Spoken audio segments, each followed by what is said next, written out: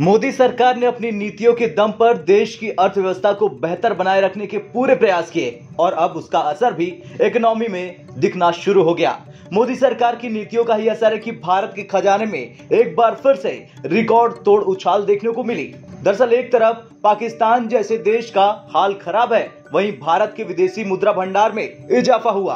भारतीय reserve bank यानी RBI ने जानकारी दी, देश का विदेशी मुद्रा भंडार 5 मई को समाप्त होकर 7.196 अरब डॉलर उछलकर 595.976 अरब डॉलर हो गया। इससे पिछले हफ्ते देश का कुल विदेशी मुद्रा भंडार 4.532 अरब डॉलर घटकर 588.78 अरब डॉलर रह गया था। बता दें 2021 के अक्टूबर महीने में देश का विदेशी मुद्रा भंडार 645 अरब डॉलर पार कर गया था, जो कि अब तक का सबसे ऊंचा रिकॉर्ड है। शायद यही वजह है कि रिजर्व बैंक ने कहा स्वर्ण भंडार का मूल्य इस हफ्ते 65.9 करोड़ डॉलर बढ़कर 46.315 अरब डॉलर हो गया। आंकड़ों के अनुसार एसडीआर 1.9 करोड़ डॉलर घटकर 18.447 अरब डॉलर रह गया। अब ये कहा जाए कि भारत के खजाने में एक बार फिर से बड़ा उलटफेर देखने को मिला तो ये गलत नहीं होगा। वैसे भारत के इस दमदार प्रदर्शन ने दुनिया की नींद उड़ा दी है। क्या अमेरिका तो क्या दुनिया की दूसरी महाशक्ति,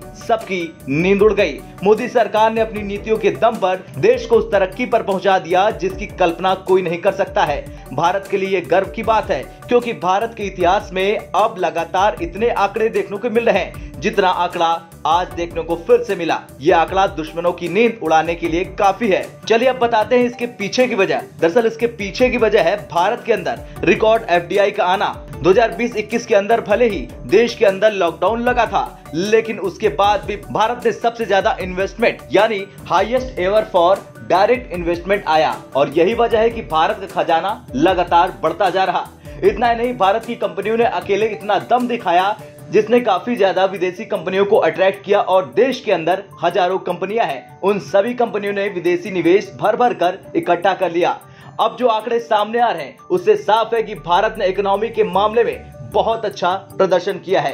खैर, ये आंकड़े सरकार के लिए निश्चित रूप से राहत की खबर है। देखना ये होगा कि इससे अर्थव्यवस्था को कितनी मजबूती मिलती है और क्या वो वक्त करीब है जब भारत चीन और अमेरिका के पास पहुंच जाएगा। आपका क्या कुछ कहना है, कमेंट कर जरूर बताएं। ब्यूरो रिपोर्ट, भारत तक।